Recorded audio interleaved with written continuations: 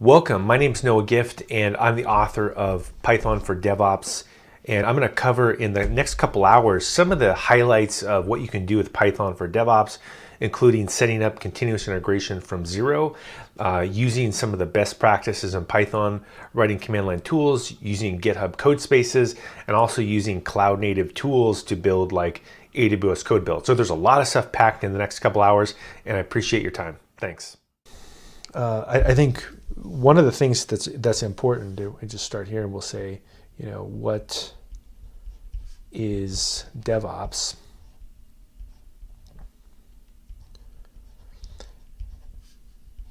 It's really about a feedback loop. And that's really the core concept with DevOps, is that you're trying to do something that constantly is improving the mechanism that you're working with. And another way of saying this same thing is the word Kaizen.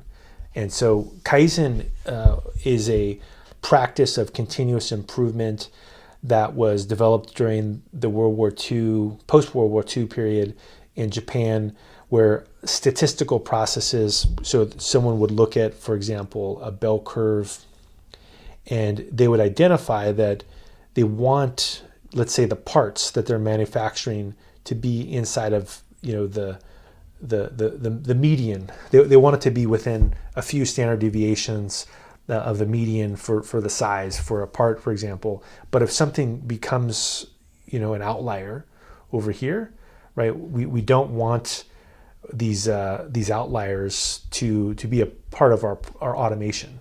And so the same concept is very similar with DevOps, in that instead of building cars or building parts for cars, we're building software, and we want to constantly be on the lookout for problems. So we want to make sure that we're not building things that are going to fail. We also want to be checking for defects. And so that's really the DevOps feedback loop, is that you have some code here, and this code is going to go through a build system, and this would be like the factory system. But in our case, it would be, let's say, GitHub Actions or Jenkins or some other build server. And then you'll go through and you'll test your code. So in this case, we could test it. And then you would go through and deploy the code. And so this is the feedback loop that is critical in an organization.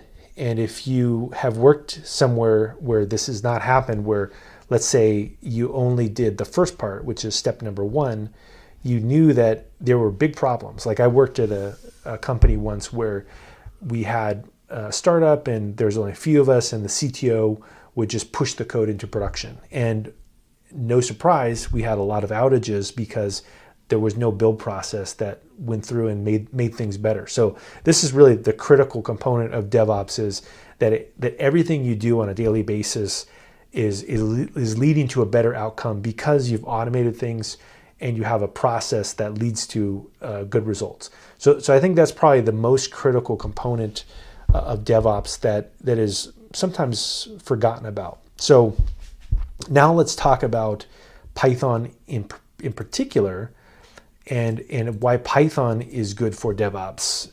So I wrote a book for O'Reilly last year called Python for DevOps. And so let's talk about some of the things that we cover in Python for DevOps.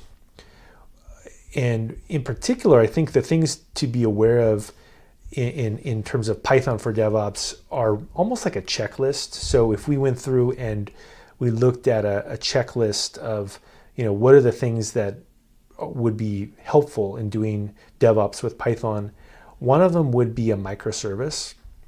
And so the reason you would want to do a microservice is that it limits the complexity of an application. So a microservice is something where it has one particular function that it does. So it could be, let's say, a machine learning prediction. It could predict whether there's a customer that you want to give the expensive product to, or a customer that you want to give the lower cost product to. It could be a binary classification, or it could be, an API call. It's something that's a single purpose function. And the reason for this is that it limits the complexity of the application. And also it makes it easier to monitor what's happening, because you really only need to check what it's actually doing, not a bunch of other things at the same time. So there are a lot of advantages to using a microservice, and in particular in Python, my recommendation would be, if you're going to do a Python-based microservice, is to use something like Flask, which is really handy, and we'll get into that a little bit later, or to use maybe serverless technology like maybe AWS Lambda, which we'll also get into in a second. So I think these are critical things to think about when you're doing Python-based microservices. Another component to be aware of in terms of Python for DevOps is something called IAC, or infrastructure as code. And what infrastructure as code does is it allows you to package the runtime of your application inside your source code. And this IAC has been around for quite some time. And in IAC, in the old days, there was Puppet, there was CF Engine, there was a bunch of these older technologies, but now it looks like really the new technologies are, we've got Ansible, which has been around for a while. We've got Terraform is another one, and we also have Pulumi. But the core idea here is that, I think that's how you spell it, Puli, Lemi. But the core idea here is that you're able to package the runtime along with the source code. So you can say it's like, this is the RT or the runtime, and this is the source code. And by packaging those two things together, you're making the system a lot more reliable. And then the other thing to be aware of, also that's very Python specific, would be to be able to test your application. So not only should you have infrastructure as code and microservices, but I think using something like PyTest, which we'll get into a little bit later, and also PyLint are great ways to dive into tools that really have been around for quite some time that just make everything better. So that's super, super high level without spending a ton of time.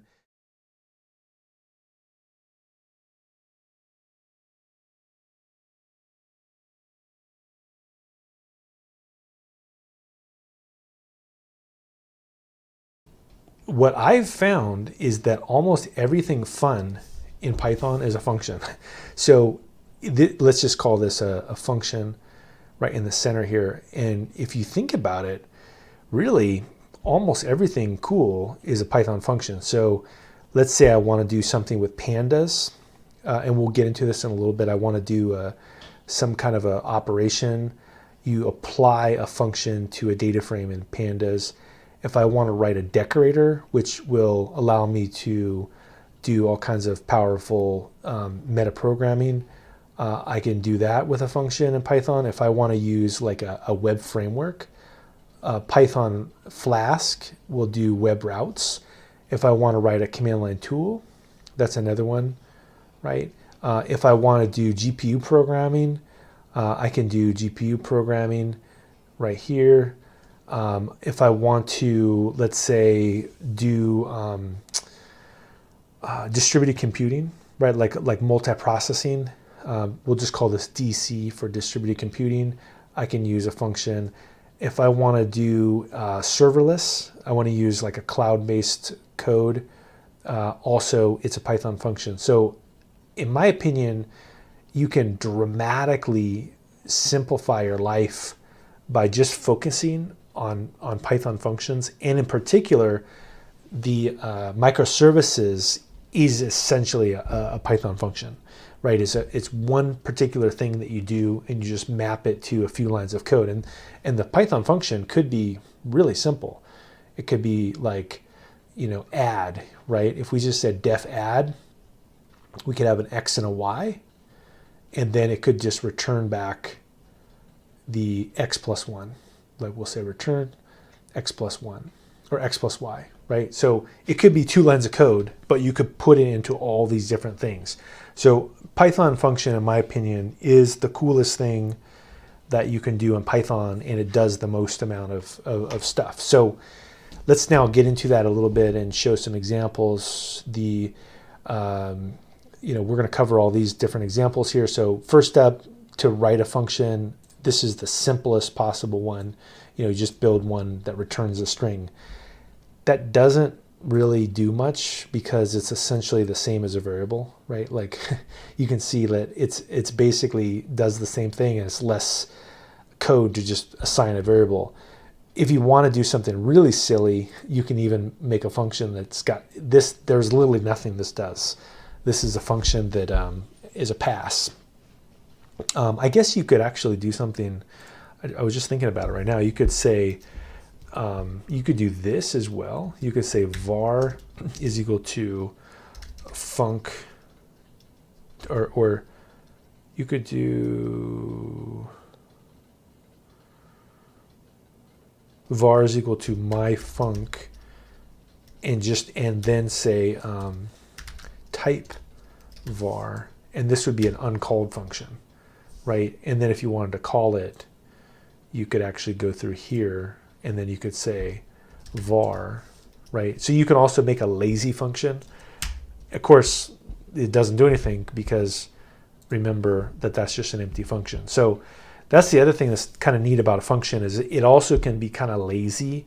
And so if I wanted to do something kind of tricky here, for example, one of the things I could do is I could do like let's call it a lazy function, is I could make this a little bit more tricky, and I could do this. I could say def func2,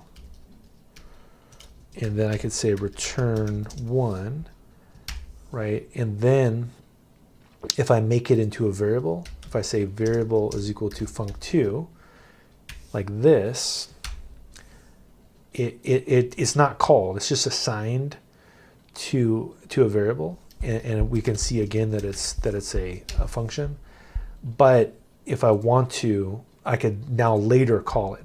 So that's one of the nice things about a function too, is it can kind of just hang around, and then look, I assigned it to a variable, and now look, boom, there we go, I can call it. So there's some neat little things you can do with a function, but really it does almost nothing, right? It's just a unit of work that can either return something, or it can also accept values.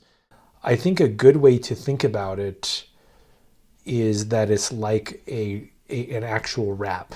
So let's assume here that in your kitchen you have a piece of cheese right here.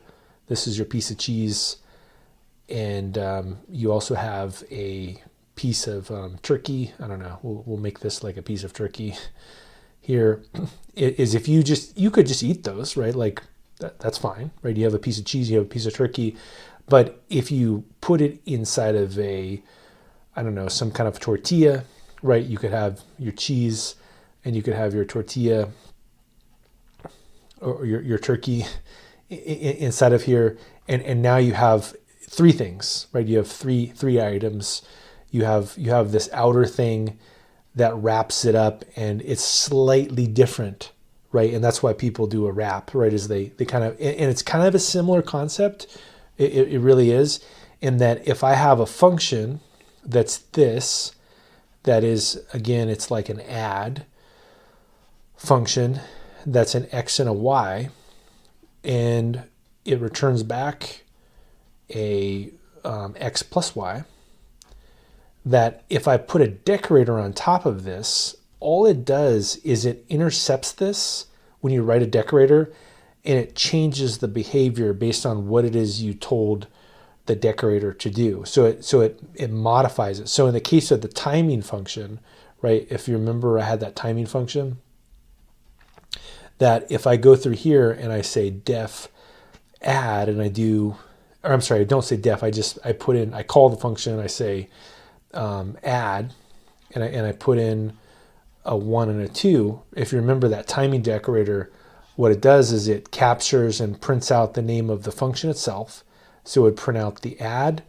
It would also print out the name of the arguments, which is 1, and it would print out 2, and then it would do like how long the function took. So why would someone even do this? Like, you're like, what's the point of this?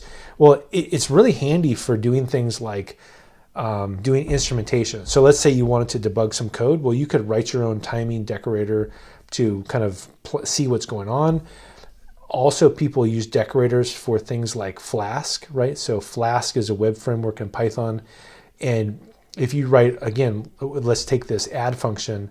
If you said at route, right, you could make it into like an add route, and now it would appear as a URL.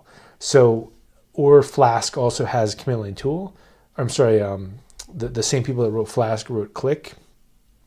The same thing, you could do an argument called at options. So really it's really a way of kind of just slightly mutating the behavior of a function, and everything's still there. You just wrap it up and you just add a little bit of extra, pizzazz to it. Okay, so if we go to the next question here is,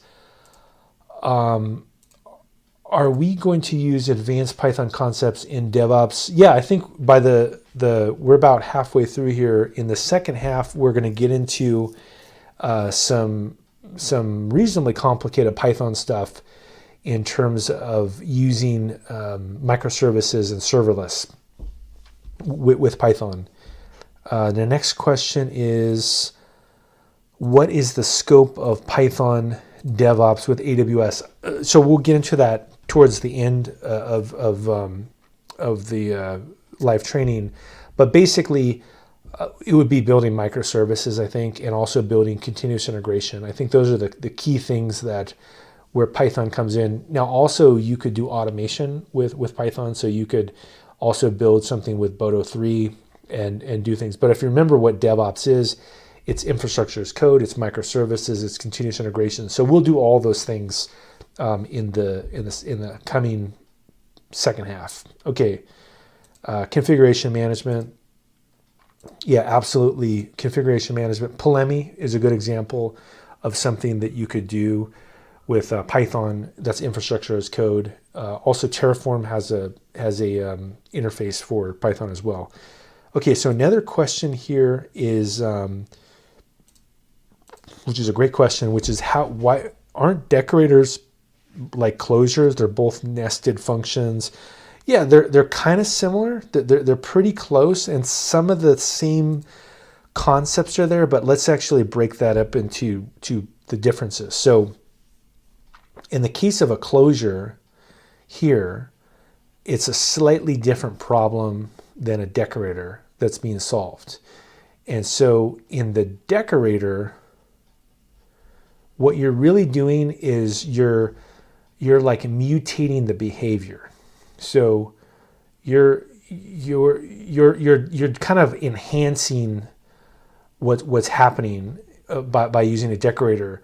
And so the decorator itself will just engulf some function and add some new functionality to it. So it could be, for example, the web route for a web framework. It could be a timer. It could be, it could make it go to the GPU. So usually you'll see a decorator as like something that's mutating and enhancing the behavior. I think another word for this is called aspect-oriented programming, where you're just kind of making it do something a little bit more. But a closure, the reason you would use a closure is that you're actually trying to capture the state of a function. So you have an outer function here, in this case, that has like out, and then inside this inner function, you want to have some state here, like an x is equal to 1. And so when you return back that function, this inner function has some smarts associated with it, and those smarts are kind of just hanging around, right? And so why would you want to do this? The example that I showed you earlier, I think, is a good one, which is like a video game that you're building. So you're building a video game and you want to like keep track of the state. So you have like a unit of work, and then that unit of work, all of the logic stays inside of it. So they have some of the same kind of characteristics with it, but the big difference with a closure is that you're creating a unit of work that you can kind of distribute around, and it's got like smarts that are implicit inside of it. But a decorator is using some of the same mechanisms, but it's designed to mutate and enhance the behavior of something. Okay, another question here is, can you explain a generator? I absolutely can do that. Let's go ahead and go into a generator. Yeah, generator is a very important concept. And let me step back for a second, because this gets into DevOps. So, what is cloud computing? Well, cloud computing is really one of the places you're going to be doing DevOps. And more than likely, if you're doing DevOps, you're probably using cloud computing. They're almost kind of, joined at the hip. And so what is cloud computing? I think the big thing to take away with cloud computing is this concept of infinity. And why is cloud computing a thing? Well, it's basically the ability to have infinite storage or near infinite storage, near infinite compute, and near infinite networking, right? So really, you can't break the cloud. Like, no matter how much stuff you give the cloud, you can't fill it up, right? That's really the kind of the story here. Now, that's great, except for now, how do you use this, right? So you've got infinite storage, but then now what? How do you actually deal with infinity? Well, one of the ways that you deal with this is by using something like a generator. So we'll call this now, this is where a generator comes into play. And what a generator does is it allows you to operate on infinite data with low memory and lazy evaluation. So what happens is that you only need to operate on something a piecemeal at a time. So let's say you write a generator that accepts the some storage, and the storage has got, let's say it's got 40 petabytes of data. Well, that's not going to fit into RAM, right? you don't have a machine that can run that. So if you tried to put that into memory, your machine would blow up. Even if you had a cluster, the cluster you would have to generate that would process 40 petabytes of data would be so, like huge that it would be cost prohibitive. But a different approach would be to just do a little bit. Like, how do you eat an elephant? You do a little bit at a time. So with a generator, all you're doing is you're making something that says, like in this case, connects, and then it could actually accept some value like X, which is the petabyte of data, and you just say for Y and X yield Y. And all this means is that, look, don't give me all 40 petabytes. Give me one thing at a time and let me process it and do some kind of a thing.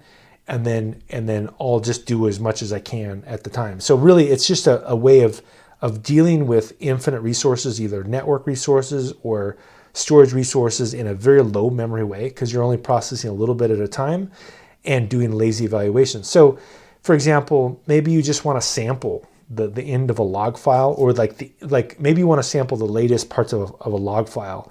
Why would you need to go back 10 years of history to get 40 petabytes of data? You don't. You just go to the end of the file and you just grab a few of the rows and you just lazily kind of get a piece of it at a time. So that's really all a generator does. And the reason it can do that is the special syntax here, which is yield. Okay, next question here, which is, so do we need infrastructure as code if we use containers? It's a good question. Okay, IAC for containers. And so the answer is that you do. And the idea here is that infrastructure as code is kind of a abstract concept.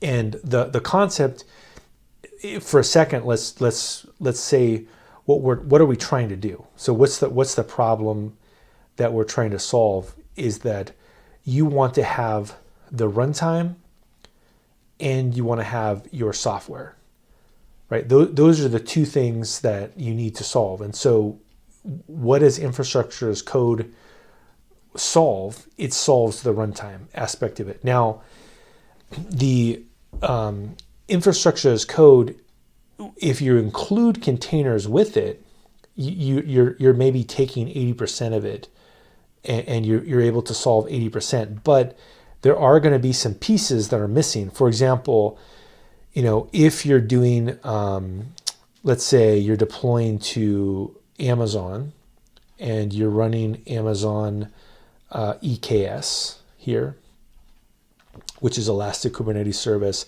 is that something has to provision the cluster. Like, so who does that, right? So who initially provisions the host cluster? Next, what if you need a development environment, you need a staging environment, and then you need a production environment? You'll probably need something that can kind of toggle between those environments. Or you also may want to configure inside of the Kubernetes cluster itself some kind of a failover scheme. So, do you want, how do you want to handle CPU load?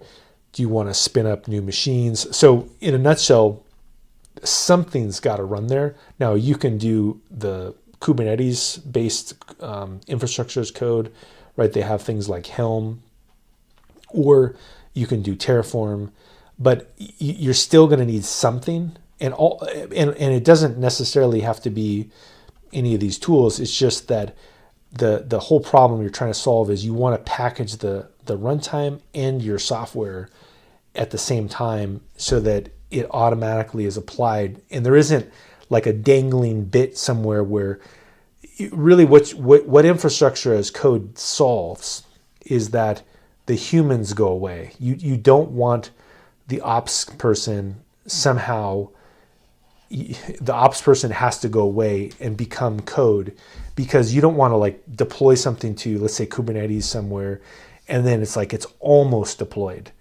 but there's one person that's got to push 3 or 4 buttons, because what happens at 2 a.m, that one person now is not there, right? Or if you're trying to deploy something and somebody's new to the company, so it solves a lot of it, but always still there's something that's got to do the little bits of configuration, and there isn't one perfect answer for it. It could be lots of different tools, but yeah, there has to be something that orchestrates the network layer and kind of configures it all together. Okay, so that's probably a good spot to start to shift a little bit into building more DevOps-y kind of stuff. And so what I'm going to do is I'm going to move over to, I think what I'm going to do is move over to Codespaces. So in this particular project, this Python DevOps course, what I can do is go to Codespaces here, and I'm going to remove another site I had earlier like this, and I'm going to create this GitHub Codespace. And all a Codespace does is that it allows you to basically build stuff inside of a like a web browser and write code. And so beneath the hood, it is actually Microsoft DevOps course. Beneath the hood, it's actually just Visual Studio Code. So I think it's kind of a neat little tool to play around with. So let's go ahead and dive into this. And while that's opening up, notice that it's using a container. I'll make it a little bit bigger. But what I can do, I'll show you kind of the general style that I typically build when I'm building something, is that I like to build initially a virtual environment so that I have some access to like a clean, even in a container. So what I typically will do is do this. I'll say, Python 3-m venv, and I'll call this Python DevOps, like that. So notice that in this case, it doesn't have the Python virtual environment, but it might have virtual env. There's two ways to do it. Yeah, so virtual env works. I'll just do that. I'll say virtual env / Python DevOps. There we go. And then I will source it. And I'll say source / Python DevOps. So that's typically the first thing that I do when I'm starting to play around with kind of building a project out. And notice that I have this thing, like this make file here. And in fact, this make file, this is the style that I typically will build, is I'll put an installation step, a test step, a lint step, a format step. And the reason for this is that then I don't really need to remember anything when I'm starting on a project. So notice this right here. We have an install step. So I'm going to go through here and I'm going to say, I'm going to say make install. Let's go through here. And if I go through here and I say make install, it's going to look inside of this requirements file, and it's going to install the PyLint package, the click command line tool, the PyTest package, the PyTest coverage package, and also this formatting tool, right? So we've got all this stuff and we're ready to go. And so let's go ahead and look at the first thing that it is going to do. It's got a test here, and notice that there's a file called hello click. So let's go ahead and look at this hello click here. So notice what this does is it's a pretty simple command that I'll just kind of clean this up a little bit. Is I use this click command line tool, and here's where the decorator comes in. And this is why it's important to understand a decorator. Is remember, a decorator, it enhances code. So all this does is add some functionality to something that tokenizes a word. So all this does is I put in a word and it just splits it, right? So it doesn't do a lot. But in order to get that word, I'm going to need to take a command line flag here to actually capture it. And so these little pieces here will make it a fancier command line tool. So I'm going to go ahead and run this. So I'm going to go here and I'm going to say, Python hello click, like this, hello click -- help. And what it will show me is that I have this tool like this called hello click, and it says this is a command line tool that tokenizes phrases, right? So that's what this string is right here. So it basically builds everything I need for me, which is pretty neat. And all again it does is take a phrase, which I capture here, and then I click it out, I echo it out right here. So let's go ahead and put in some phrase there. So we'll say phrase and say, this is a very nice day, or something, whatever. There we go. And so what I do is I take that string and I then tokenize it. Now, what I like about this as well, about this click framework, is it does have some pretty cool little tricks that you can do with it. So one of the things that I'm going to do is I'm going to go to click here, and I'm going to look at the documentation, and I'm going to find the color, and it does allow you to build things with color, which is pretty cool. And so if I say let's make it blink like this. So let's go ahead and make it fancy here, and we'll do this. We'll just add this. We'll say click style. Yeah, I think we can just say click dot style, STY, like that. And then I can add in blink is equal to true, and bold is equal to true, just like that. And then I can delete this line right here. And then this should make it kind of annoying, but at least visible. So let's go ahead and do this. I'm missing something here, so I think I'm missing a parentheses. There we go. There we go. So maybe it doesn't support maybe it doesn't support the blinking, but it definitely did a bold, right? But I could add let's change the color then. We'll just say let's do this. I don't know why the blinking, maybe it doesn't, this terminal doesn't support it, which maybe is a good thing. But let's go through here and let's change this. There we go. And let's run it again. There we go. Let's actually, background is, we'll make it yellow. Foreground is white. That's okay. That's not great, but it's, foreground red. There we go. Not perfect. Maybe blue is better. Anyway, you get the idea here. Is that you can build these pretty cool tools that are really very, very small amount of code.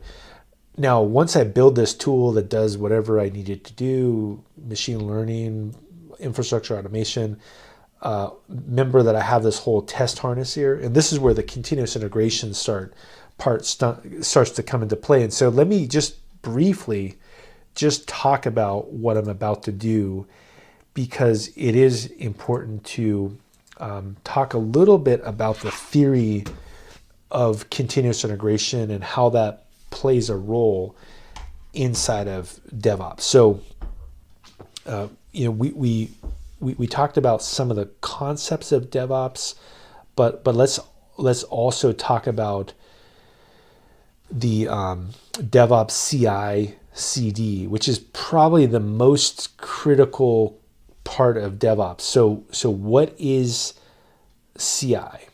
So really, it's just a feedback loop where you have your code in, let's say, GitHub here, or some kind of source control repo, and every time you make some kind of a modification to it, that you have build steps, set up inside of a build server. And so this could be, in our case, we're going to use something called GitHub Actions. It could be Circle CI. It could be Jenkins. It could be AWS Code Build. It could be whatever you want it to be. But it's going to have, in my case, I like to put all those commands inside of a makefile. And it always will make things better. So we will test for the installation, and we will test for the lint, and we will test for the formatting, and so this is a constant, and also test. We'll actually do an actual test, and this is just continuous, right? Like every time I do a push event, my code is in theory getting better and better, because I have this feedback loop where it's actually improving. So that's really it. That's really the gist of continuous integration, and it's a requirement to do continuous delivery. And continuous delivery, just like the D in the name sounds, is that it pushes that code to a new environment like AWS Elastic Beanstalk, right? We'll call that EB, which is maybe a Flask-based service. But before you push code, what do you want to do? It's got to be good, right? So this is the quality control step that must happen before you can do the continuous delivery. So that's what we're doing right here, and that's what I'm setting up. I'm starting with just something really simple, which is a command line tool. But let's kind of get back into the weeds here. So we can now do a make test, right? So let's go ahead and do a make test, and notice that there we go. We got everything working. Now let's look at the test that I'm actually running. Notice that Click itself has a test runner, and that all I'm doing is I'm invoking that command line tool, and I'm saying, look, run it, and it should return back a 0, and also, make sure that this word appears in there. So I'm essentially doing a functional test, and I'm verifying that it does what I think it does. Now I also can do a lint. If we go back here, I can also lint this code. So I can type in, make lints like this, and then this will go through and it will make sure I have the proper syntax. Now, why would you care about a lint? Well, one of the reasons why is that it's really easy to accidentally make a mistake or do some kind of problem, and sometimes your test won't cover it. And in this case, this would be a good example, is if I just say var equals this, and I just do that, I believe that this will blow up if I say make lints. Yeah, so notice that, look, right here on line 4, I create an empty list, and then I just do nothing with it. So my linter is telling me, hey, basically get a hold of yourself. What are you doing here? You just made some bad code. Now my test, though, will pass, right? So if I go through here and I say make test, it passes. So it's not that it's bad code. It would still run. It's just a time bomb. It's basically like a little, subtle bug that I'm leaving there that eventually will burn me.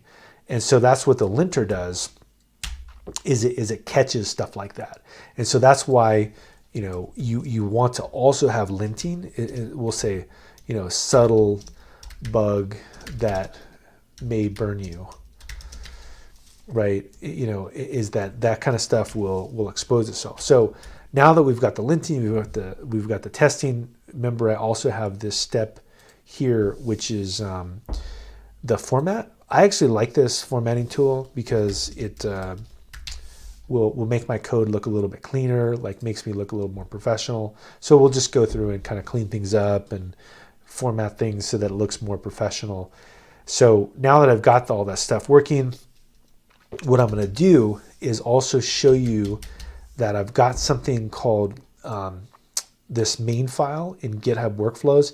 And this is what the build server is actually going to use. So this is Python continuous integration steps for GitHub Actions. And every time I make a change, it's going to go through here and it's going to use Ubuntu. I could change it to a different kind of container. It could be Red Hat, or it could be, I don't know, I think even OS 10 might work, but I could do different versions of Python. But basically, I just go through step by step and I say make install, make lints, make test, make format. And what's great about this is that the build server itself will verify all this. So I'm going to say get status here like this. And I'm going to, I don't want this, whatever this thing is. I don't know what that is, but I'm going to say get add this Python. And I'm going to commit this. So we'll say adding some new CLI changes like this. And let's go ahead and push this change. Okay, great.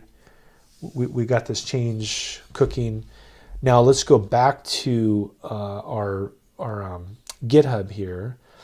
And so I'm going to go back to my GitHub.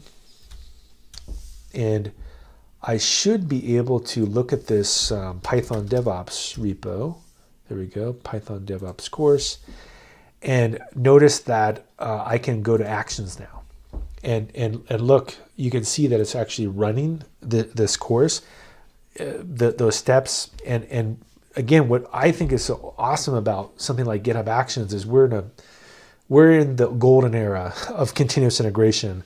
Is that I built the whole thing inside of GitHub. I use Codespaces. I use this Python continuous integration with GitHub Actions, and look, all these steps work. Now let's intentionally break it just so you can see why it's so valuable. So I'm going to take this subtle bug.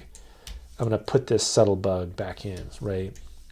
And so let's go ahead and put that change in.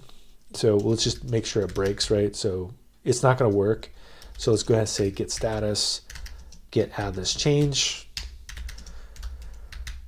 and then adding broken lints or borked lint. There we go. And let's push this change. Okay, perfect. Now let's go through here. Let's watch this change, and it should be able to run it again, and this time it'll fail.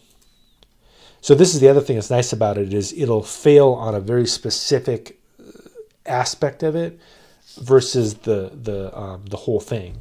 And so, you know, I'll know that my lint is the step that I need to check. And if I'm working on with a team of people, obviously I can go here and say, oh, there we go. Look, whoops, I've got a lint problem here. I need to go check that out. It looks like, here we go, line 5. I have a statement that has no effect on it. So really, really helpful. And in fact, I believe if we go here, I can say create status badge, copy this, and I can actually put this inside. Actually, it looks like I already did this. So I can put these steps inside of here so that it'll actually reflect the latest changes. In fact, I think, yeah, if I refresh this, there we go. You can see it's failing, right? So it's it'll eventually wake that up.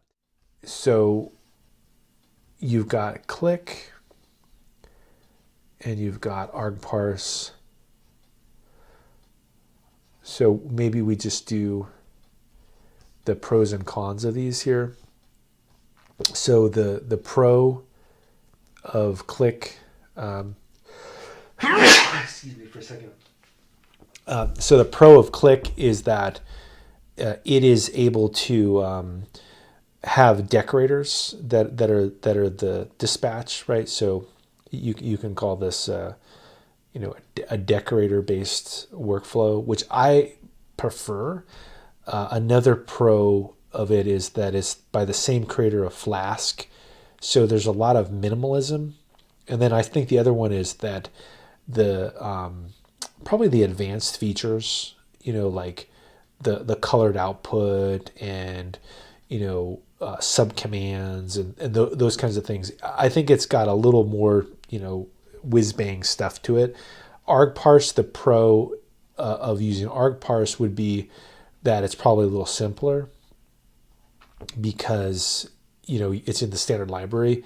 You don't have to install anything, and it's in the standard library, so you can't really go wrong. If it's in the standard library, you're probably safe. I personally like Click because I like the decorator kind of flow, and I like Flask because it's really simple, and I like some of the advanced functionality like colored output and subcommands, and I find it to be less code to write myself, but that's just my opinion.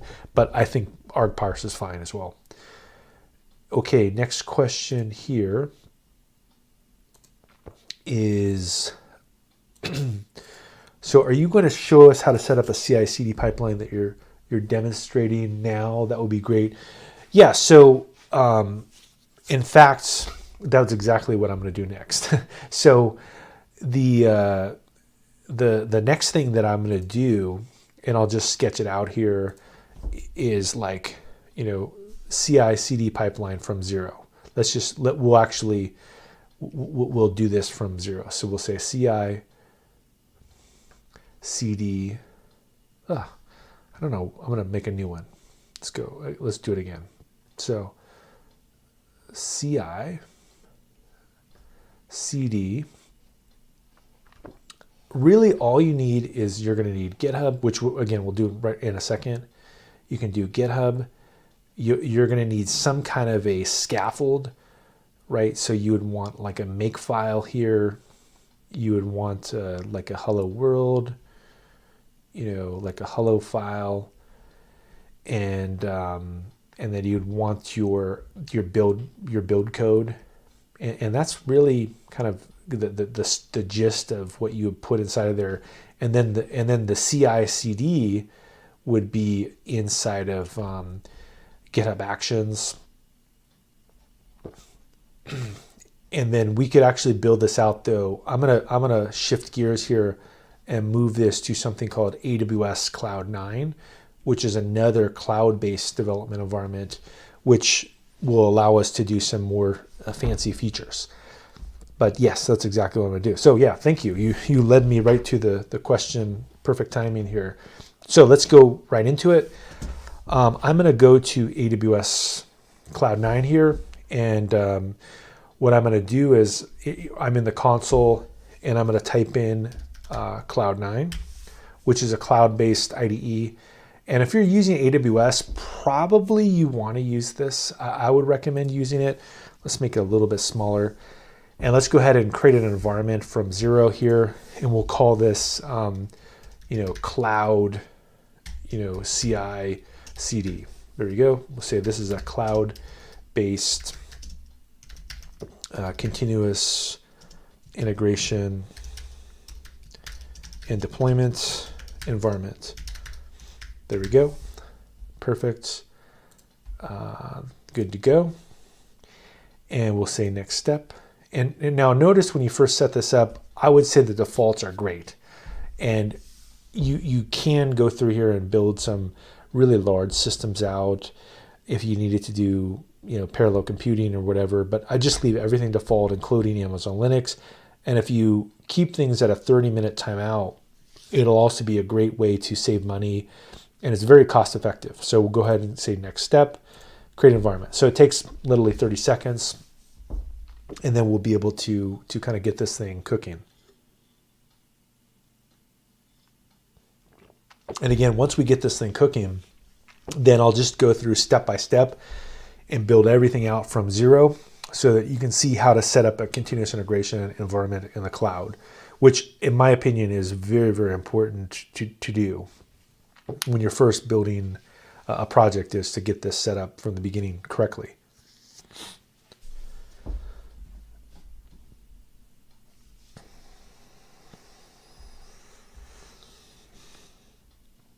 Okay, this thing should be waking up here any second. All right, looks like it's ready to go here.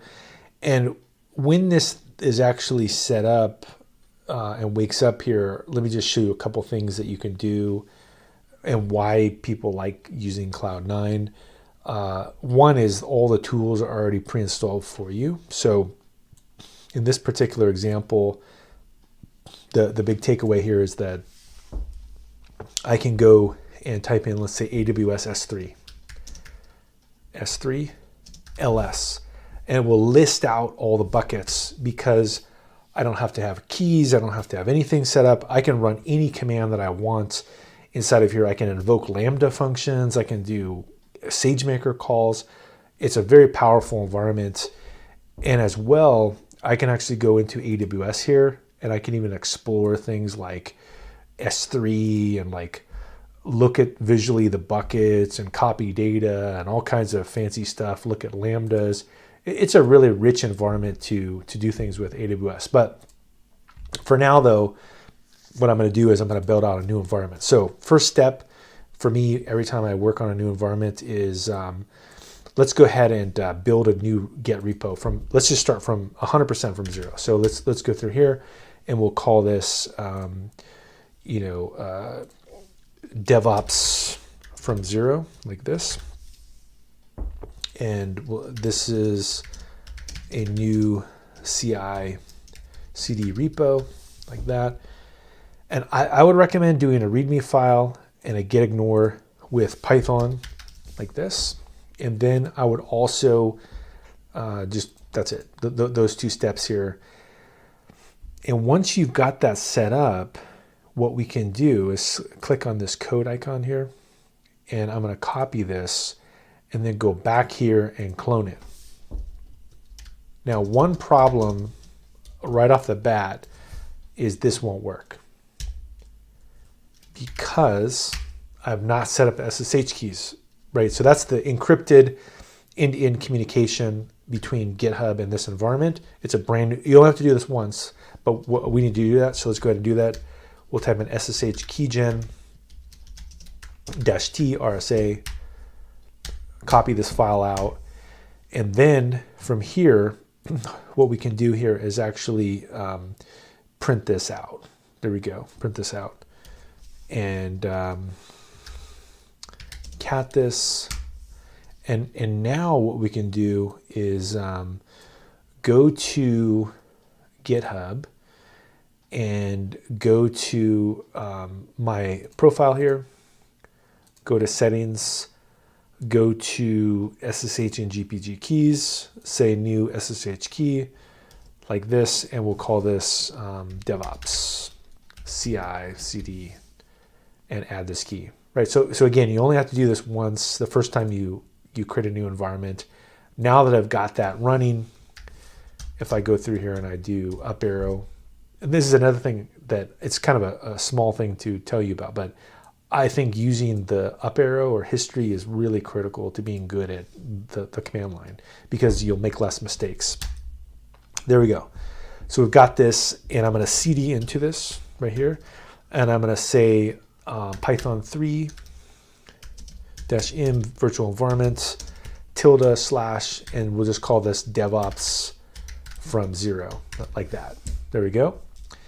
And I always start off with a Python virtual environment here, and I usually like to call it the same name that I built earlier, like the same name of the GitHub repo, which because it makes it easy to remember what's happening. Okay. And then to source it, I'll go through here and I'll say tilde.devops from 0 bin activate. So this, if you're not familiar with why you would want to do this, which it is a little bit confusing if you're new to Python, you're like, why am I doing this? Like, this is extra work. Many people I meet, students especially, they're like, why are you having me do this? Well, it's really the golden pathway. It's like if you're ever on a trail somewhere in the woods, and then it says, there's a sign that says there's snakes that bite you in the grass out there. Don't go out there. There's probably a reason they put that sign up there. This is the same thing. It's like the sign is like, don't go in the woods, you'll get bitten by a snake. Is that if you create a virtual environment, it isolates everything so that all these problems that are really annoying pretty much go away. So I would 100% recommend you use a virtual environment and you do this process. So if we say which Python, notice, there we go. The Python is now living in here. So that's step one. Create the repo and get a virtual environment. Okay, now what do we do here? We've got nothing inside of there. We need to create a scaffolding for the project. So what I typically do is I say touch makefile. That's a file I create, and notice you can see it right there, just like that. I also will create a hello file like this, just like that. I'll create a test file, test hello, and I'll create a requirements file. And that's really the kind of the structure. These 4 files: makefile, just some script, a hello file that kind of gets us cooking, where we have a structure. And we can build a continuous integration environment. So I like to be lazy, and what I will typically do is I'll find another project that's got some good stuff that I've done things with before. Why type when I can copy? So I'll just copy this stuff inside of here. And now notice this will really burn you bad. Is whenever you create a makefile, and think of a makefile like a cookbook recipe. It's really less work. It's not more work. It just keeps track of things so you don't have to type them. It must be spaces. And so if you don't make it tabs, it must be tabs, not spaces. If you don't make it tabs, you will not enjoy life because it will give you all kinds of very subtle bugs that are going to be super, super confusing. So let's go ahead and do that. And notice that we have a few things here that we'll need to tweak a little bit. So notice it says coverage. This will be the coverage for the tool. Let's just change that. We'll just say hello. And then notice it said test click. Sure, let's change that. Go like that.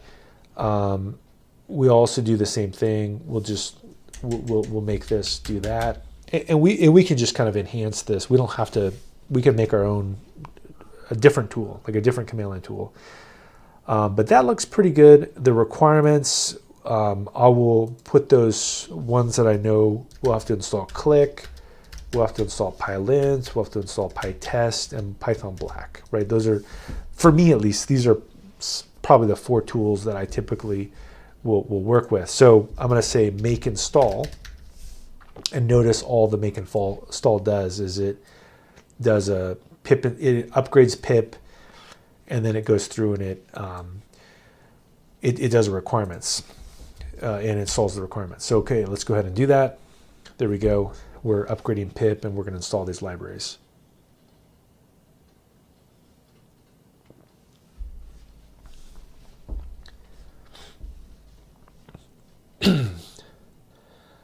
Okay, we got this thing cooking here. Now we need to get some logic in our code, and so I'm gonna switch things up a little bit and maybe make something a little bit more useful, like we'll say import click. In fact, I guess we are on AWS here, aren't we? So in theory, I could do something with AWS if we wanted to, and what I could put in there is I don't know, like a command that listens to Boto 3 or something like that. Let's see. Let's put in Boto 3. That's the AWS library. And what I like to do if I'm kind of playing around with stuff a little bit is I like to play around with IPython to kind of get my ideas fleshed out. And so let's say I want to write a tool that just lists the buckets in S3. I would first play around with the command line tool, like or the interactive terminal, and say import Boto 3 and start to build out like S3 is equal to Boto 3 dot clients S3, I think, clients. I'd have to look at the docs real quick, and then I think I can do S3 dot, I think you can say like list, does that work? Let's see, clients. Let me just look at the documentation real quick here and find Boto 3. Let's look at S3 here. And let's just do something, since we're on AWS, something that is specific to AWS. Here we go, here's a client. We can say list all buckets. List buckets, there we go. Okay, so yeah, it's pretty easy. We can just say list buckets. And so all this, I mean, this will be a dumb tool, but it will just do, let's go here, let's IPython again. Let's say import Boto 3. We'll see S3. We'll see S3 dot list buckets. And does that work? Looks like it does. Okay, so not that complicated of a tool, but let's kind of copy some code here. Let's kind of just be lazy and just copy a little of this and just clean it up a little bit. So I'm gonna put some stuff in here that's, instead I'll just say I actually don't even need to accept a command line. I can literally just run this. I believe I can just go like this, and I can just take this out, and I can say buckets like this, and we'll just say this lists lists buckets. This lists my AWS S3 buckets. There we go. And we can say we'll import Boto 3 up here, right? Because we need to do that. Boto 3, and then I can say buckets, or I can say S3 is equal to Boto 3. We need to import Boto 3. So here we go, import Boto 3. And then I say, but S3 is equal to Boto 3 dot list buckets. No, actually Boto 3 dot client, and we make a client to S3. And then we say buckets is equal to S3 dot list buckets, right? Like that. There we go. So now what we could do is, I think that looks good, is we just put this inside of here. We just say buckets like that. And we just say my buckets. My buckets. And then we just change this to buckets. Although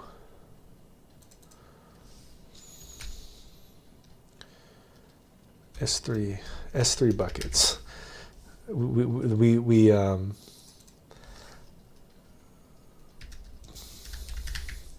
I need to clean that up a little bit. I had some name collisions there. Okay, so all buckets, we'll just call this buckets and buckets. There we go. So we have kind of a silly tool that's, it's kind of useful. And I'm going to exit, and then let's run it. So we say Python hello.py. There we go. We list all the buckets. Now, if I want to make it a little bit cleaner, because that's a little bit messy, what I could do is I could just is take out, like we had actually talked about this earlier, kind of filter things a little bit. And so how would I filter this? Well, I would go back here and do IPython here, do the same thing, import Boto 3, kind of get this into a list. We'll say buckets, all buckets, like this. And then I would say all buckets.keys maybe. Remember we were talking about this earlier. So we know that buckets is probably what I want, like this, like that. All buckets. That looks pretty good. And then we could say that all buckets. What happens if we say name? Does that work? Or it's a list. Okay, so for bucket in all buckets, we can say bucket name like that. Does that work? That does not work. Bucket. Oh, or maybe I need to print it. Prints bucket name. There we go. Yeah. Okay, that works. So we can. We could build this. Actually, do some like partial searches and all kinds of cool stuff. But let's just keep it simple because we don't have all day. I'm gonna do this, and then I'm gonna say, put this inside of a for loop, and then we'll just say all buckets name, like that. There we go, name. So I think we got something that is kind of useful. There we go. Well, for bucket. So for for bucket and all buckets, bucket name. There we go. There we go. So we got my bucket, my buckets, or we could just say bucket. So we have a halfway decent kind of DevOps type tool here that prints out buckets. We could do partial searches, all kinds of. Don't have time for all that. Let's just get this cooking. Okay, so what do we do next here? Well, I would probably just focus on building out just maybe the lint to start with here, because that's probably the most important. So I'm going to go back to this lint file here and just say, okay, does that look good? Let's go ahead and make the lint here. Does that look good? Okay, linting is good. The test would be a little bit more complicated because of the fact that we would have to use like a mocking library. And so I'm not going to write a test for this for now, because it actually makes API calls to AWS, which is a little bit tricky. So instead, maybe I even just do something silly, like I just say, like def, like hello there, and then I would do X and or I'll just do I'll put an add in here just so we have something silly to test. We'll just do an X and Y, and we'll say return X plus Y. So I could write a small little test in here as well that says from hello import add, and then I could say def test add, and just say assert that 2 is equal to add 1 and 1. There we go. So perfect, looks pretty good. If I say make test, we should have something here. Let's double check here. So from hello import add. Let's go back here. Make test. Oh, because I didn't put the coverage tool, so we need to do a coverage tool called pytestcov, which is actually important to know about, because it'll show that we don't have full test coverage because we're skipping that AWS code. There we go. So that's exactly what I would expect, is we have partial test code. So we pretty much have everything ready to go here. And what I'm going to do is do a get status like this, and I'm going to add in those 4 files. So this is kind of, again, the scaffolding. So let's go ahead and add this and say commit, adding Python scaffold. Perfect.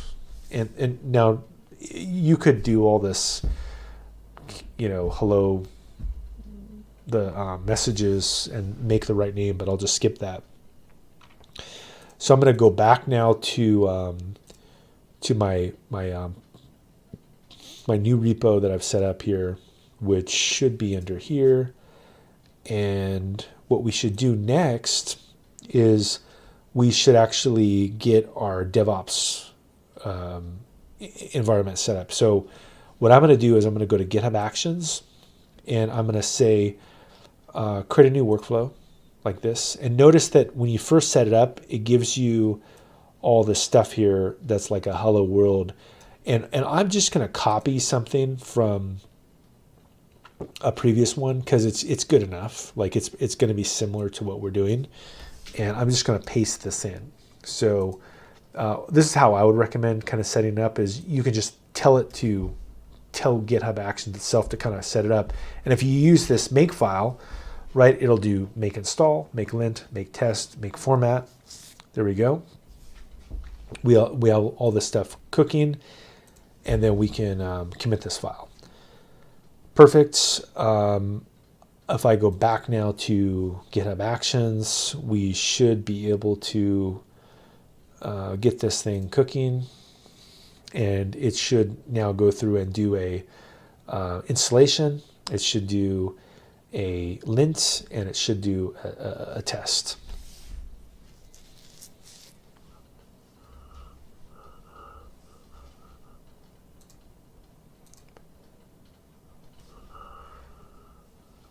All right, so we got everything.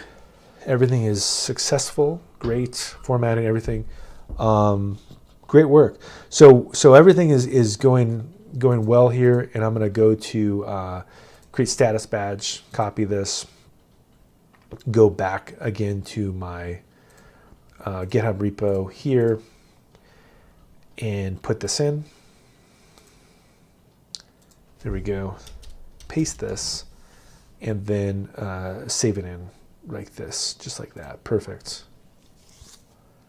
Now we've got a whole environment set up here, ready to go, and we have a continuous integration. So this is really the precursor again to having the continuous deployment set up. So that's a pretty big first step here. Now, since we have some time here, what I'm going to do next is I'm going to get into using some more features on the AWS platform here. So if you remember, again, so we did this step right here. So we went through here and did this step, which is getting the CI/CD pipeline hooked up. But if you remember, there are other components to DevOps, and in particular, we have microservices. And I think this is a good one to maybe end things up on, which is that, let me do this again, is with microservices, this is a great skill to have. And again, they map to the functionality that we were talking about earlier, which is this ability to take a function, which is right here, and we can kind of wrap it up into some kind of a service. It could be, in our case, I think a Lambda is probably the way to go, and I'll show you why it's so powerful, and we can use that same repo and kind of play around with it. So that's the next thing that I'm going to build here is a microservice with Lambda, which is again a function. So to first explain that, though, I'm going to go to the console. So AWS console, there we go. And I'm going to log in, and I'm going to show you the Cloud9, the Lambda environment. So we'll go here, Lambda, run code without thinking about servers. And welcome to the updated Lambda console. So let me show you one of the things that I typically show people when I'm building a Lambda function is again, it's like a real function, a very simple Python function is, we'll call this Marco Polo, and we'll say 2021 super. There you go. And I'm going to say for runtime, I'm going to select, let's see, in this Cloud9 environment, what do we got for runtime? I believe we have, what do we have here? Python 3.7. Okay, so let's stay with Python 3.7. There we go, Python 3.7. And this is something that you probably don't need to get into initially, but it is something to be aware of, that you would maybe use infrastructure as code or use the CloudFormation on AWS to manage. But for now, we don't need to manage this because we don't need to do anything in terms of permissions. But I'm going to go through here and I'm going to build out a little piece of code that will allow us to really get the functionality of what a Lambda function can actually do. So if I click on this thing, notice that it gives you this sample window. And again, we're back to a function in Python. This is why I think it's so important, is that I can just rip this stuff out and notice that this is the positional argument. that I'm going to base everything off of. In fact, I can strip it out even more. What I can do is I can say if this event, I guess what I could do is say if name in event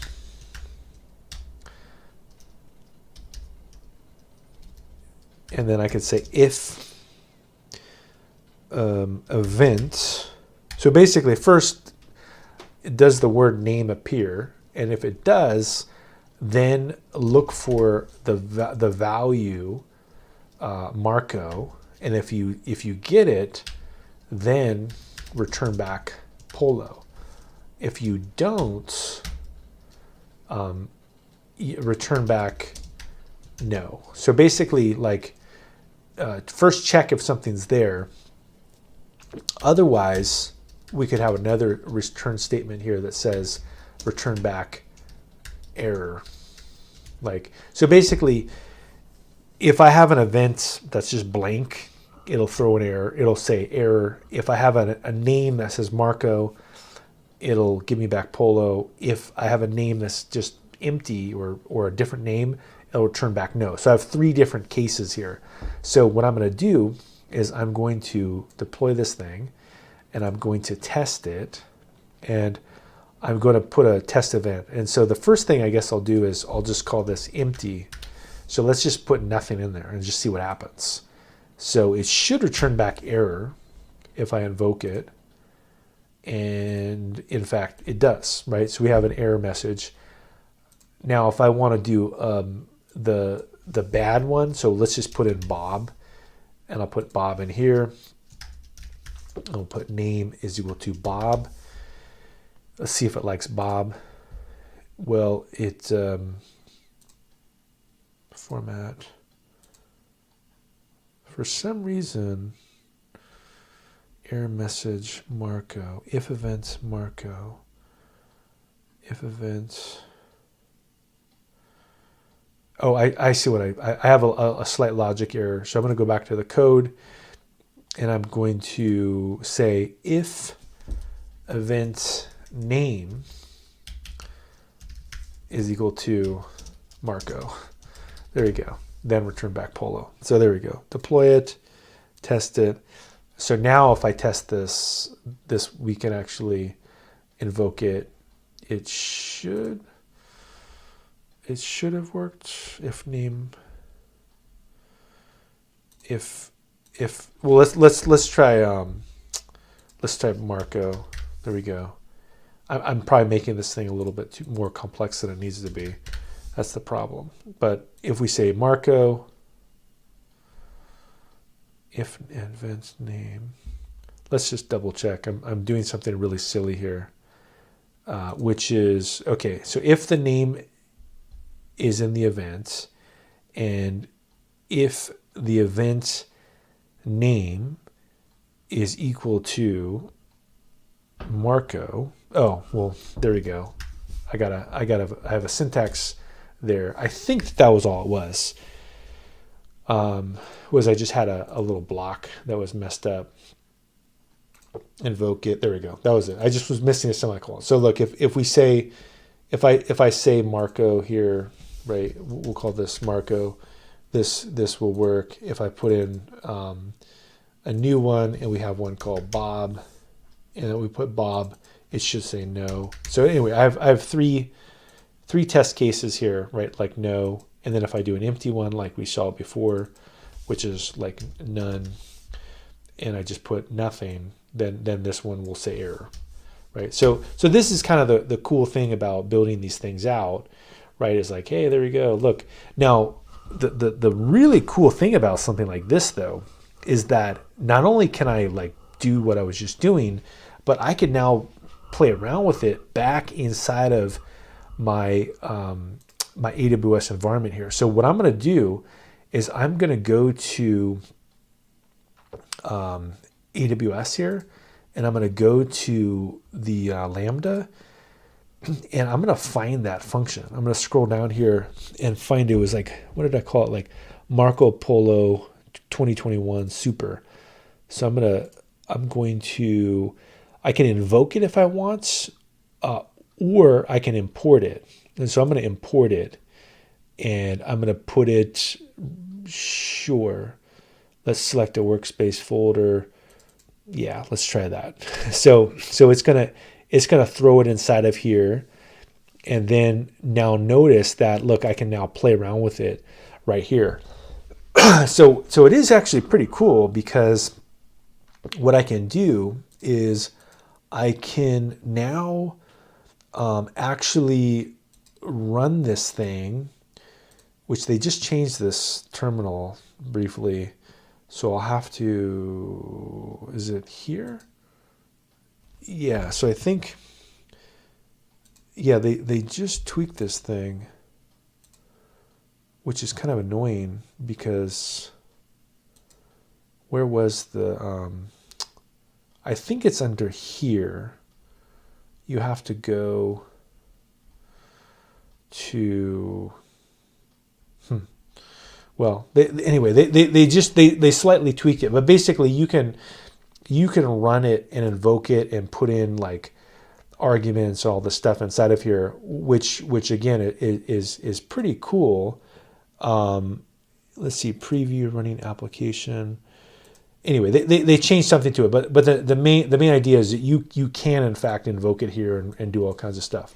Now, what I can do though as well is I could also invoke this thing based on the fact that I have access to the SDK. So one of the things that I have access to here is a serverless cookbook, and I'm going to just go into my GitHub repo here and show you a couple things I've done previously. So go here, go to repositories, and type in serverless. Here we go, serverless cookbook. And in particular, I have a bunch of Lambda functions and all kinds of things in here. And in particular, this one is a good one, where notice what I can do. Because I have the ability to invoke the AWS command line tool here, is I could actually invoke any payload. And here's just what this Lambda is, a little simpler, but notice that I can do that. So I'm going to go ahead and do this. I'm going to take this command and throw it inside of here and just invoke it. So it's kind of a similar function.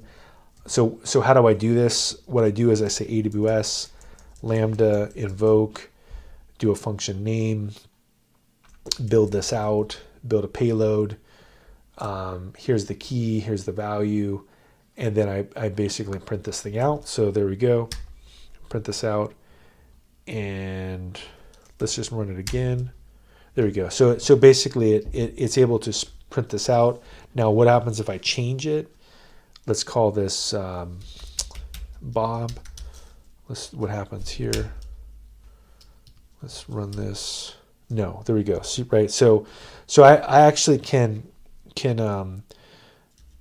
in fact, I think I can just do that. There we go. That's probably a better way to do it. And then I can just cat what's an out. So you can see no, but if I invoke it with Marco, I can go through and do this.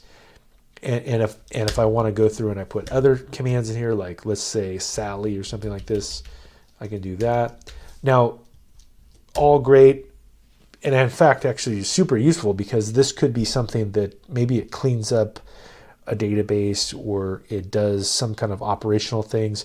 So I might want to build a DevOps solution that invokes things like this. And so what I also want to show you though is that if we go here, and let's just double check the one I'm calling one called Marco Polo 9000. So I'm going to find that function. So I have one called Marco Polo 9000. There we go, Marco Polo 9000. And notice that this one is running Python 3.8. It was made last year, great. But look, I can click on this monitor icon. And in this monitor icon here, what I can do is I can actually look and see when it was actually invoked, and notice that it was actually invoked recently. So I can see that it was invoked recently. I can also click on the logs here. If I wanted to, I could create a dashboard, or I could go to view logs in CloudWatch. And what's nice about this is it has very good logging that will let me see all the different calls. So remember, I did Bob, Marco, Sally. Look, there we go. We have all of them inside of here. And in fact, I could even go back to my code and I can kind of tweak things around and do all kinds of stuff. So let's actually go through here, and let's remember this says this was the event. If name is equal to Marco, return Polo. So this is a different one I wrote earlier. This is not a match, but let's add some new stuff in here, and let's actually put this is not a match, and let's actually put the name that was actually this is not a match. And let's put in the name of the whole event there. And then maybe also we can say here, if it was a match, we can say, maybe an F string that says this is the event Marco, and we'll make it tall or something like this, and then do event. Something like that, just kind of tweaks it a little bit. So let's go ahead and deploy it. And now I'm going to go back to this tool here, and I'm going to do it again. And this time I'm going to change this to John, like this. Let's less John. No, okay. And then let's go back to this CloudWatch, and in theory, we can go to the last logs here, and we should see a John inside of here. This will take a second, but we can actually, basically debug these logs here very quickly, unless it's not in this one. And maybe it's in the, there's a new log file. Let's just check the latest one. There we go. So there we go. This was the event, John. This is not a match, right? So remember, I just added that logging code. So the feedback loop is pretty awesome, actually, for this whole workflow. Let's just draw that out real quick and describe, what are the different things that we're actually doing here, and why this microservice is so cool. So again, I just put a little, intentionally I'm making something really small, which is a Python function. And this Python function really is able to attach to AWS Lambda. But the other thing that's great about it is that because I'm in this Cloud9 environment, that I have access to command line tool interface. I also, CLI interface.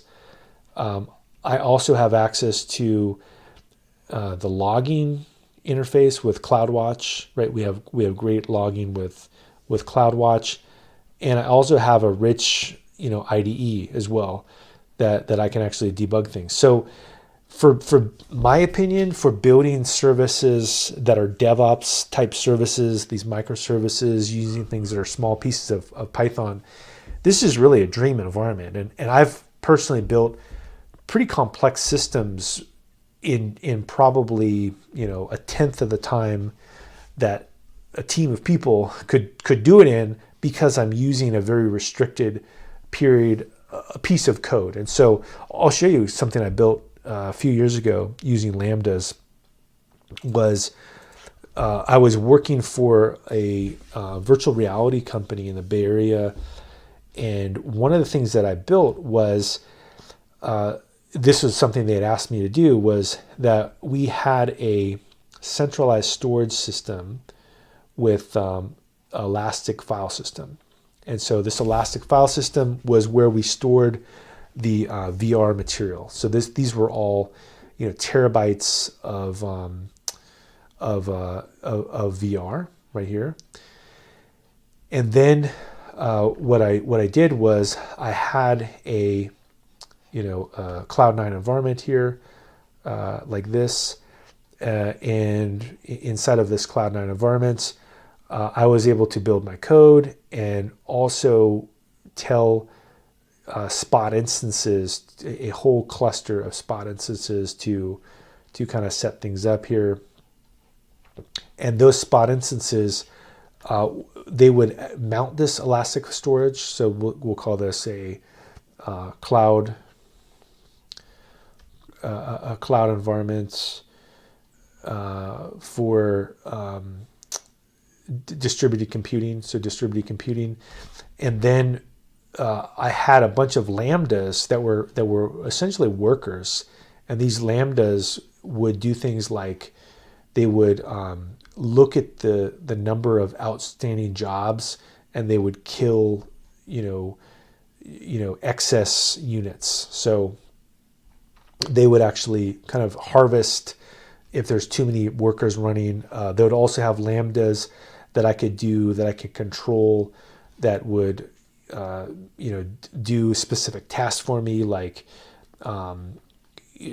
render out some kind of a particular job. So in a nutshell, because I was able to use these small serverless services, I was able to quickly build code, and I did the same thing. So we had a CICD pipeline here that we were able to kind of leverage. So there's a lot to like about this particular environment. I think somebody asked me about getting into the cloud native tool as well on AWS. So we can do that. So the other tool that's available on AWS is called CodeBuild, and let's get into that real quick.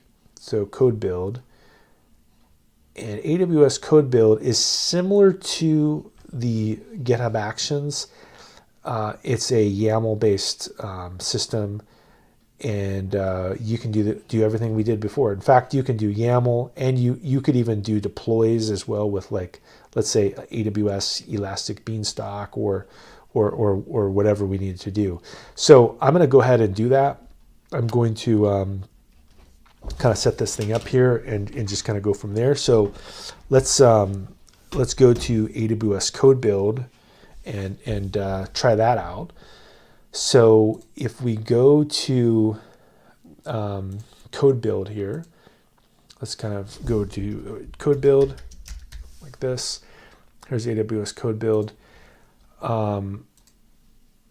The way it works is we can just create a new build project, and we'll call this test AWS CodeBuild, and this will be CICD for Cloud9.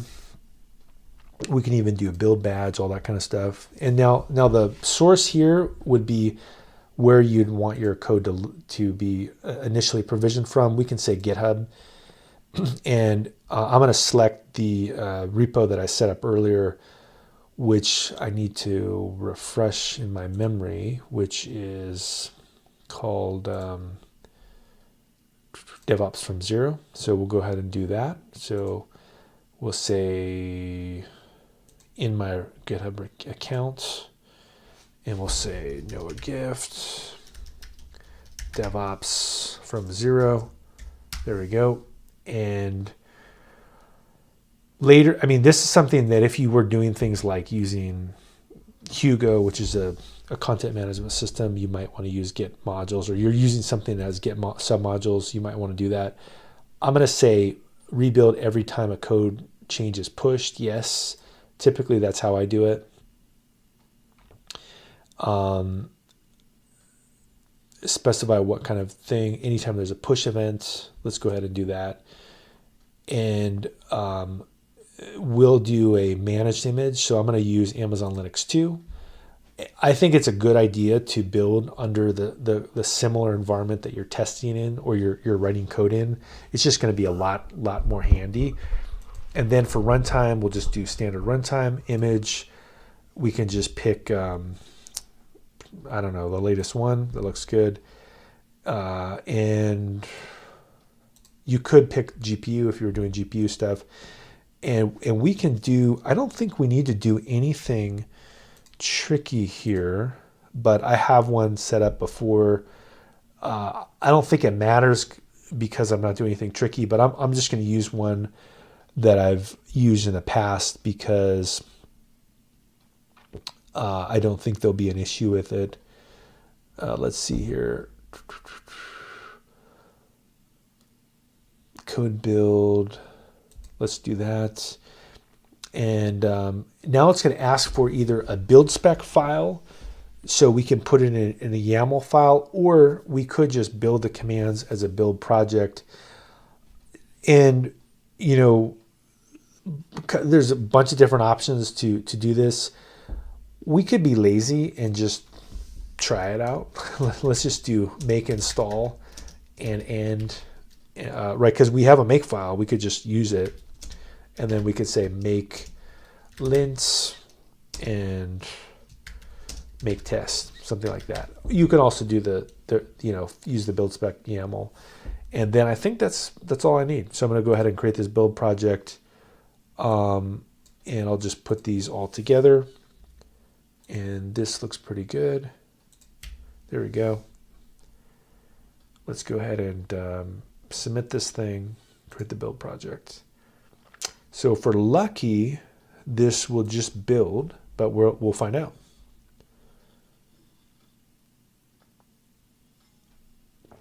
The things that might go wrong, typically when you have a problem with this, it's the service role. So that's sometimes what goes wrong. And then also I typically use a YAML file, so I don't really put the build commands in natively, although my intuition tells me that it should work pretty well, but we'll find out. So here we go. So actually looks like it's working pretty well here. We're able to do make install.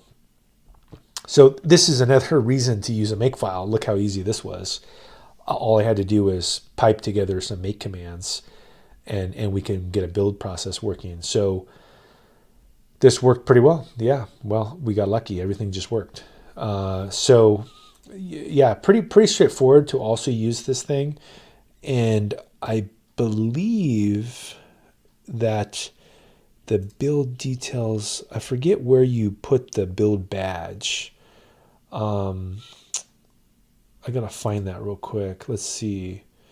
Build project, build, code build, test this. Let's see if I can share. No, there's a step here that will allow us to, here we go, copy badge URL. That's what I wanted. So I'm gonna go back now to here. We already have the GitHub Actions. And now we also have a second example here, which we have code build. Perfect. And we can let people see that. I think they give me a weird one here, which is, I don't know why they just put it in a, this seems like it's missing something, but maybe not. Let's see. I'm gonna commit this, and yeah, it looks like it needs to have like an icon or something. It's missing the actual image file. So maybe I do this. I just say like this and put this string in here, and do this Control E. And just call this AWS code build. Maybe this will work. And save it up. Yeah, there we go. So pretty good. We actually did a lot of stuff today.